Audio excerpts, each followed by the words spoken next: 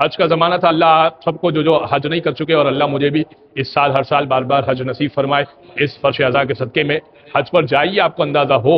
اگر آپ کے پاس استطاعت ہے، وَلِلَّهِ عَلَى النَّاسِ حِجُّ الْبَيْتِ مَنِ اسْتَطَاعَ إِلَيْهِ سَبِيلًا، جس کے پاس استطاعت آ جائے تو حج اس پر واجب ہوتا ہے، اللہ کی راہ میں حج واجب۔ استطاعت کتنی ہے؟ 11.5 12 لاکھ روپے کا حج ہو رہا ہے گورنمنٹ کا، اگر استطاعت آ چکی ہے حج کر آئیے،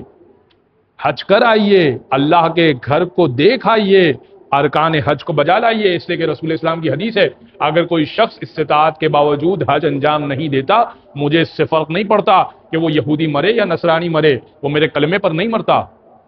وہ میرے کلمے پر نہیں مرتا۔ تو یہ دیکھیں،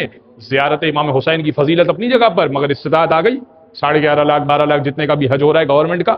اتنی استطاعت آ گئی آپ کے پاس، حج آپ پر فرض ہو گیا۔ ٹھیک ہے، اس کی اور بہت ساری شرائط ہے، ظاہر ہے کہ ہم کوئی فقہ کا درس نہیں لے کر بیٹھے ہوئے، لیکن میں نے ایک موٹی سی بات بیان کر دی آپ کی خدمت میں۔ استطاعت ہے،